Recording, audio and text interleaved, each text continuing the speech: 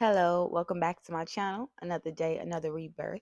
As you see, I have the mic again. I'm trying something new because the washing machine is going, and I just had to get this off my chest right at this very moment. Today, I just want to talk about the colonization of religion and indigenous beliefs because as smart, as open minded as some of you think, not just some of you think, as I am, period, as I am, I still have my doubts about my own practices, about my own beliefs, and my journey. You feel me? So, a little anecdotal, I don't know, anecdotal moment. I'm gonna say that. I'm just talk about some experiences that have it's funny now, but it wasn't funny then. that kind of had me questioning my beliefs. So I was a flight attendant not too long ago. This particular airline, we had training in Wyoming, and the hotel we were staying in, because it's not a major airline, so we stayed in a hotel. It was haunted AF. Like, bro, the first day of class, I could tell the energy was very heavy, and everybody was like, "Did you get sleep last night?"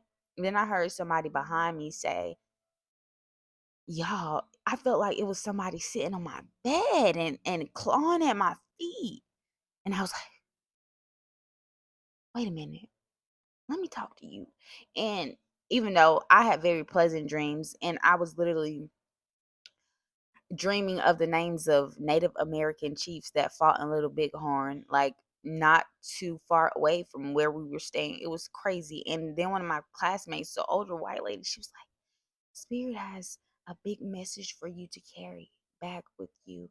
And I believe that everything you saw." My roommate, who was a white girl, young white girl, I ain't gonna say little lady because she was a baby, like she had just turned 21, 20 something. But anyway, she, I'm losing the plot. She was having dreams as well. and, but her dreams weren't pleasant. She was a very sweet girl, one of the sweetest people I know. Um, she was having dreams that she was being choked, right? And then she was waking up. She was like, "Keisha, why did you help me?" I'm like, "Help you do what?" She was like, "I was screaming for you in my dreams." I was like, "Oh, baby, sleep paralysis." So that happened. It was just so spooky. And then one girl who knew like I was a Orisha worshiper, practitioner, or whatever, she was like, "It's that girl. She's a witch. She's a witch." I'm like, "Girl, relax."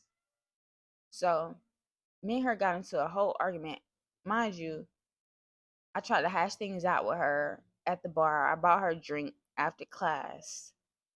And someone was like, "I like your tattoo. What does it mean?" I tell them what it means. It's a Mayan symbol for like God.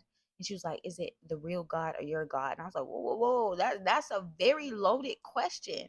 Mind you, my intuition, God, spirit, ancestors told me to stay my black behind in my room and not go to the bar. I feel like it was a full moon. So I'm twisted already, a little tipsy. So I'm like, "Girl, please talking to me because I will do something to you. You're disrespecting me." Then she goes on to talk about Islam and how she don't believe they love God because they're terrorists. And I'm like, "Oh, I got you. I got your number." I typed a long email. We had a meeting. She was in that meeting lying to the training supervisor or whatever over our airline. And he was like, "Thank you so much, Acacia." I'm like, "I'm clocking your tea." I'm looking beside her. She's crying because I'm like, "Did you not say this?" It's like we was in like a courtroom. I'm like, "Did you not say this at so and so time? I have the receipts. I have witnesses." So, anyways, she was just calling me a witch the whole training. Like her energy was just so weird. Like it didn't stop after that. After I clocked her tea, it didn't stop. And then she was going to tell other people, they was coming at me. She was like, she's calling you a witch.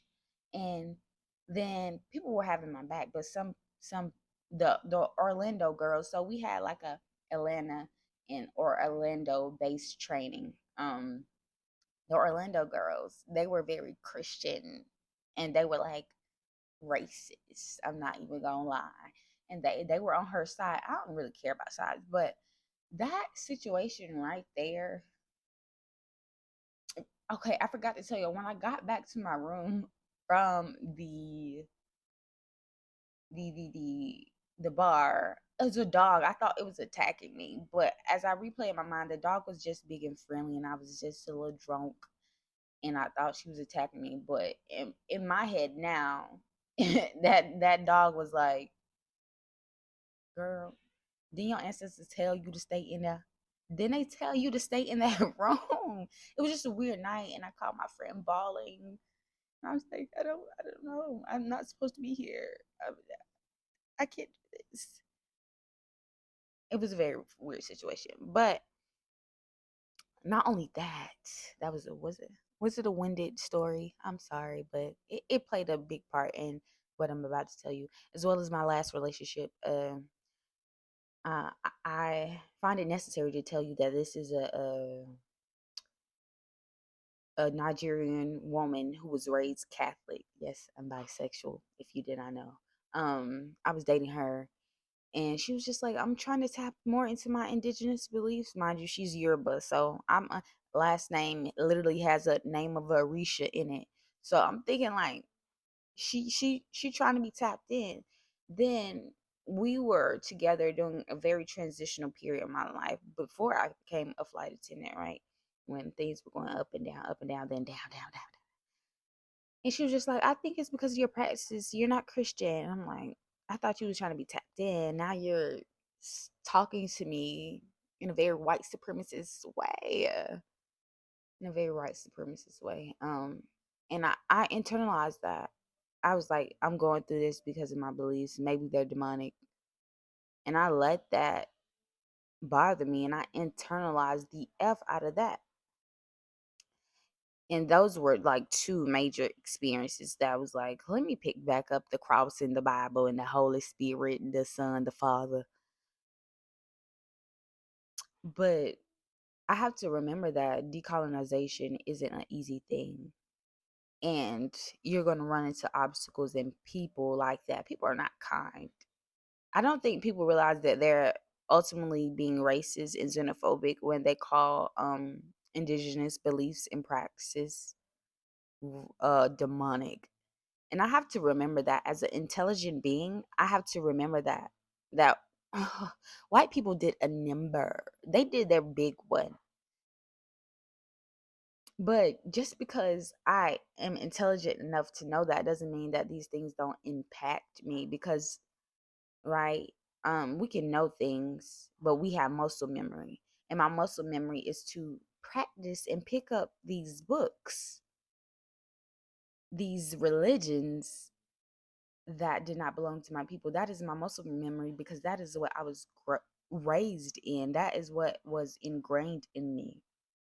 And I know my family be talking about me. I know they do. They probably like this demonic girl, but it's so crazy because the things that I've been able to tap into and heal have been because of my religion and my practices, and they haven't even hit the surface of even knowing they're victims or abusers yet because they not tapped into the energies and the beliefs and the deities and the spirit guides that I'm tapped into. And I have to be able to acknowledge and forgive that and say, hey, your chitter chatter, your rah rah rah comes from ignorance. But even though I know that, that don't mean that don't hurt my feelings. And I've been struggling with my beliefs and my practices. I'm telling you, talking about like taking my altar down, putting back up, taking it down, putting back up, not knowing, not knowing. And it's something the girl the said during training. She was like, you're gonna have to choose out of these beliefs because I'm like, I'm multi-ethnic and I'm my ancestors baby, so you know, and I have a couple of practices. She was like, "You're gonna have to choose. It seems like you're confused," and I internalized that because I'm not confused. Never been confused. I'm in the know, in the knowing. I know it's good for me. But this journey has been hard, and I'm here to tell you that you may be questioning your beliefs, your practices. You may be at the start of your journey where you don't know what's right. You don't know if you should be doing this. You don't know if you should be going against your family tradition, practices, and whatnot, whatnot. But it's okay. You're gonna feel these things. This journey isn't gonna be love and light. You're not gonna know the entire time. There are gonna be moments where you question everything and it don't feel right. But what we know is that first healthy relationship after the abusive ones is very uncomfortable and triggering because once you're put somewhere that you've never been before, you're triggered, you're uncomfortable. And that's what it's like putting down Abrahamic religions as someone that is trying to be decolonized. As a indigenous person, as a African person, as you know, it's uncomfortable. People will say uncomfortable things, and you will have to choose how you go about those fights. You will have to remember that everything done out of hate is also done out of ignorance. But sometimes you're gonna have to cuss them people out. And I'm learning. I'm learning what I should do in these conversations. And at this point in my professional life, I'm like, hey, let's not even talk about religion or politics because you're not gonna like me anymore. And I'm probably not gonna like. I don't say that, but I say, hey, let's not talk about this. But decolonizing the heart, the mind, the spirit, and soul is a very hard thing. It looks different for everybody. So I encourage you to keep fighting and keep resisting. When you think about it, decolonization is resisting. And when you're resisting something, it's not that washing machine loud as hell. When you're resisting something, it's not easy. Think about a game of tug of war. Right. And you think about on our side as spiritualists, as ATR practitioners, we got some heavy hitters. We got some heavy hitters, but on their side, they have the masses. And so it's a tug of war. You're resisting each other. And you got to remember that resisting something that was implemented in your brain and your spirit since birth is not easy. So I'm here to tell you I'm proud of you and your journey. Don't internalize what them haters be saying. Study your theory, your religion, radicalize your soul, your mind, your spirit. Get free. And getting free is not easy. When we think about revolutions, they got a little bloody, a little dark, but they got free. This journey gonna get a little dark. And dark does not mean evil because you have to stand in the shadows, right? To understand light. Yeah. So I believe in you. I'm proud of you doing the work. I'm proud of you for watching my channel. Because I know even certain stuff I say can be like, what is she talking about? Like this goes against what I was raised upon, but I'm interested. And I know those things can be tricky inside the mind, but I'm proud of you. I'm proud of you wanting to gain more knowledge and information. I'm proud of you for releasing trauma, for understanding yourself and your family, and for setting your descendants up. You're going to be great. You're already great. Have the best day, week, month ever. Peace.